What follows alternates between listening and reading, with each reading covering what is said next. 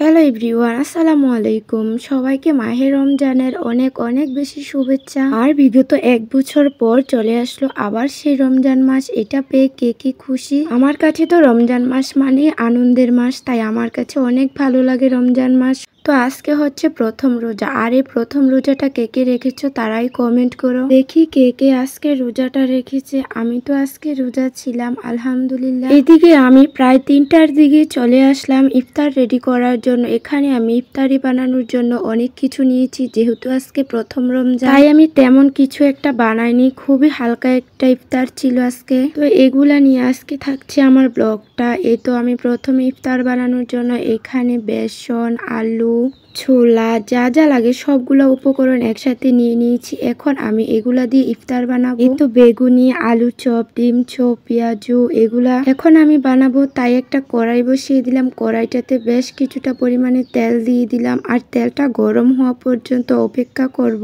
আর সবাই দেখতেছি প্রথম রমজানের ব্লগ আপলোড দিয়ে ফেলেছে, কিন্তু আমি এখনো আপলোড দেইনি। যারা আমার মতো সংসার সামলান অথবা গৃহিণী তারাই বুঝতে পারবেন যে সময়টা আমাদের কাছে কতটা গুরুত্বপূর্ণ জিনিস। তো নিজের কাজকর্ম সেরে ব্লগ আপলোড দিতে অথবা এটাকে এডিট করে আপলোড দেওয়ার কাজটা একটু কষ্টের মনে হয়, তাই আমি প্রতিদিনের ব্লগ প্রতিদিন আপলোড দিতে পারি না। তো এই কাজগুলা থেকে সময় বের করে যে সময়টা আমি পাই সেই সময়টাতে আমি ব্লগ আপলোড দিই। যাই হোক, আপনাদের সাথে কথা বলতে বলতে দেখুন আমি যে কড়াইতে তেল বসিয়েছিলাম সেই তেলটা কিন্তু গরম হয়ে গেছে। আর এদিকে আমি আগে থেকে আমি একটা বেসনের ডো বানিয়ে রেখেছিলাম, আর সেই বেসনটাতে একটু গরম তেল দিয়ে সেই বেসনটাকে ভালো করে নেড়ে ছেড়ে তারপর এই বেসনের মধ্যে যে বেগুনগুলো আমি কেটে রেখেছিলাম সেই বেগুনগুলা ডুবিয়ে বেগুনের গায়ে ভালো করে বেসন লাগিয়ে তারপর তেলের মধ্যে ছেড়ে দেব। এই তো আমি তেলের মধ্যে অলরেডি বেগুনগুলা দিয়ে দিয়েছি, আর দেখুন কত সুন্দরভাবে ফুলকো ফুলকো বেগুনি হয়ে যাচ্ছে। এই তো আমি এখানে কিছুক্ষণ সময় নিয়ে তারপর বেগুনিগুলা ভাজবো। আর এই বেগুনিগুলা ভাজার সময় কিন্তু চুলার আঁচটা একেবারে লো হিটে রাখতে হবে, তা না হলে উপর দিয়ে পুড়ে যাবে, কিন্তু নিচ দিয়ে একটা কাঁচা কাঁচা গন্ধ বের হবে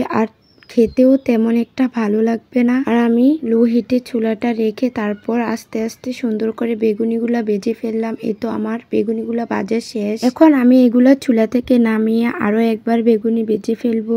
এগুলা এখন আমি চুলা থেকে নামিয়ে একটা বলের মধ্যে রেখে দিব। পরবর্তীতে এগুলা দিয়ে ইফতার বানাবো। একবার ভাজার পর আমি আরেকবার অন্যদিকে বেগুনি দিয়ে দিয়েছিলাম কড়াইয়ের মধ্যে, সেটা আমি ভিডিওতে দেখাইনি। এই বেগুনিগুলোও কিন্তু অনেক সুন্দরভাবে হয়ে গেছে। এখন এগুলো নামিয়ে নিয়েছি আমি। এদিকে আমার বেগুনি ভাজার কাজ শেষ। এখন আমি চলে যাব ছোলা ভাজার জন্য, মানে বুট, যেটা ইফতারের জন্য একটা প্রধান আইটেম। আমরা অনেকেই এটাকে বলে থাকি ছোলা, আবার অনেকেই বলে থাকি বুট, কিন্তু আমাদের এদিকে আমরা এটাকে বুটই বলে থাকি। এই তো বুট ভাজার জন্য এখানে প্রথমে একটা কড়াইতে অল্প কিছুটা পরিমাণে তেল দিয়ে দিয়েছি।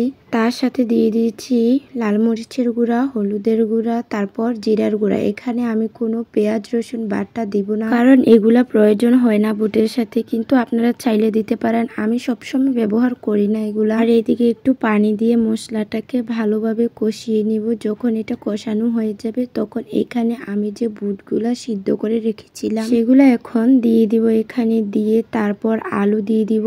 আলু আর বুট একসাথে ভালো করে কষিয়ে নিব। আর যখনই আলু আর বুট একসাথে ভালো করে কষানো হয়ে যাবে তখন এখানে 2 থেকে 3 কাপ পরিমাণ মতো পানি এড করে দিব। আমি পানি দিয়ে এটা ঢাকনা দিয়ে কিছুক্ষণ ধরে রান্না করব, তারপরে বুটটা রান্না করা হয়ে যাবে। এখন আমি অন্যদিকে আরেকটা চুলার বানিয়ে ফেলবো ডিম চপ। আর আমি আজকে একসাথে 2 চুলায় রান্না করতেছি, যার কারণে আমার রান্নাটাও তাড়াতাড়ি হয়ে যাবে। আর আমি আপনাদেরকেও সবগুলা আইটেম একসাথে দেখাতে পারতেছিলাম। এই তো এখানে আমি বুটের মধ্যে অনেকটা পরিমাণে পানি দিয়েছি। এখন এটা ঢাকনা দিয়ে ঢেকে রেখে দিব। এখানে ডিম চপ বানানোর জন্য আমি প্রথমে দেখিয়েছিলাম 2টা ডিম আমি সিদ্ধ করে নিয়েছি। আর এখন এগুলাকে সিদ্ধ থেকে নামিয়ে ঠান্ডা পানিতে কিছুক্ষণ রেখে ছিলে নিয়েছিলাম। তারপর একটা ডিমকে 4টা পিস করে কেটে নিয়েছি। এখন আলুর ভর্তা বানিয়ে রেখেছিলাম। আমরা যেভাবে সব সময় আলুর ভর্তা করে থাকি সেইভাবেই আলুর ভর্তাটা করে ফেললাম। তারপর ডিমগুলা এগুলার ভিতরে দিয়ে উপর দিয়ে আলুর ভর্তা দিয়ে ভালো করে সাহায্যে গোল গোল করে শেপ দিয়ে নিয়েছি। আপনারা চাইলে এটাকে অনেক রকমের শেপ দিতে পারেন, কিন্তু আমার কাছে এইভাবে সহজ মনে হয়েছিল তাই আমি এইভাবে করেছি। তো এখন একটা একটা করে বেসনের মধ্যে ডুবিয়ে ভালোভাবে গায়ের মধ্যে বেসনটা লাগিয়ে তারপর গরম গরম তেলের মধ্যে ছেড়ে দিয়েছি। এখন একটা কড়াইয়ের মধ্যে আমি 3 থেকে 4টা পর্যন্ত দিয়েছি। আপনারা চাইলে কিন্তু কড়াইটা যদি আরো বড় নেন তাহলে আরো বেশি করে দিতে পারেন, কিন্তু কড়াইতে একটু পরিমাণ জায়গা রাখতে হবে, এগুলা ফাঁকা ফাঁকা রাখতে হবে, তা না হলে একটার গায়ের সাথে আরেকটা লেগে ভেঙে যাবে। তেলের মধ্যে দিয়ে কিছুক্ষণ পর আমি নেড়ে ছেড়ে দিচ্ছিলাম, এপিট ওপিট ভালো করে ভেজে নিচ্ছিলাম। এই তো এখানে আমার প্রায় অর্ধেক ভাজা শেষ।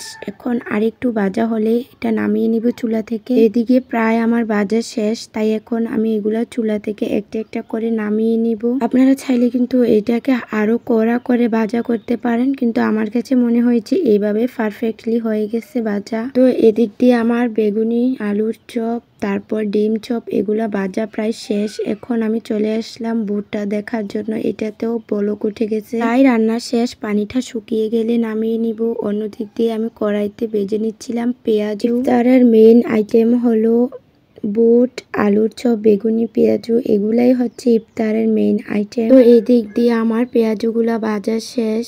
এখন ইফতারের জন্য যা যা লাগবে সবগুলাই ভাজা পোড়া শেষ হয়ে গেছে। এখন চলে যাব ইফতারগুলা রেডি করার জন্য। তো চলেন দেখা যাক কিভাবে ইফতারগুলা রেডি করি আর সবাইকে কিভাবে পরিবেশন করি। এই দিক দিয়ে বুটটাও রান্না করা হয়ে গিয়েছিল, নামিয়ে নিয়েছিলাম আমি। তো চলে আসলাম শরবত বানানোর জন্য। প্রথমে তো আমি আজকে এখানে শরবতের মধ্যে কোনো চিনি ব্যবহার করব না, এখানে আমি দিয়েছিলাম গুড়, তারপর দিয়ে দিচ্ছি ট্যাং।